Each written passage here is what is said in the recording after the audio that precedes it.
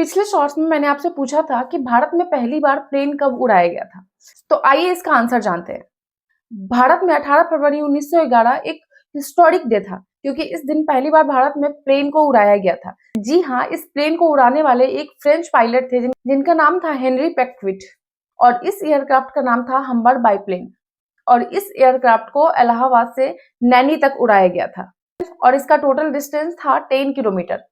और इस फ्लाइट के उड़ाने के पीछे मेन मकसद था मेल डिलीवरी करना। मतलब कि यहाँ इलाहाबाद से लेकर के नैनी तक एक मेल को डिलीवर करने के लिए इस प्लेन को पहली बार उड़ाया गया था। और ये जो फ्लाइट थी, ये दुनिया का सबसे पहला बन गया था मेल डिलीवरी फ्लाइट।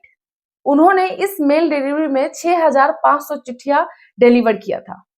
उस टाइम प्लेन का इस्तेमाल लोगों के लिए नहीं किया जाता था, मतलब लोगों को ले जाने लाने के लिए नहीं किया जाता था, बल्कि मेल डिलीवरी के लिए किया जाता था, पोस्टल सर्विसेज के लिए किया जाता था। ये जो प्लेन उड़ाई गई थी वो सिर्फ 15 मिनट में पहुंच गई थी, और तभी से हमारे भारत में एयरक्राफ्ट की शुरुआत हुई थी। और हेनरी पेंक्विट ने भारत में एविएशन का इतिहास लिखा था, और उसके कुछ समय बाद कॉमर्शियल और पैसेंजर एयरक्राफ्ट की शुरुआत हुई थी।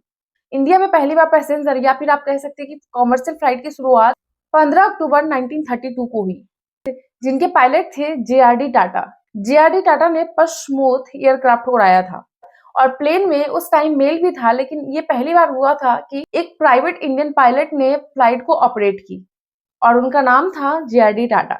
उस टाइम जेआरडी टाटा ने खुद प्लेन उड़ाकर एविएशन की फील्ड में एक नई युग की प्रारंभ की। ये फ्लाइट कराची से शुरू होकर के अहमदाबाद में रुकी थी और मुंबई में लैंड हुई। इस फ्लाइट का भी मेन ऑब्जेक्टिव मेल डिलीवरी था, लेकिन इसने इंडियन कमर्शियल एविएशन की आधार रखी। और ये जो एयरक्राफ्ट था ये सिर्फ 3 सीटेड था, मतलब इसमें सिर्फ 3 लोग ही बैठ सकते थे। तो एक जो है सो पायलट होता था और 2 अलग पैसेंजर होते थे इसमें। तो आपको ये छोटा सा इन्फॉर्मेशन कैसा लगा, प्लीज कमेंट करके जरूर बताएं। और ऐसे ही इन्फॉर्मेटिव वीडियोस के लिए मेरे चैनल को सब्सक्राइब करें, फॉलो करें। मिलते हैं मैं आपसे नेक्स्ट वीडियो में, तब तक के लिए जय हिंद।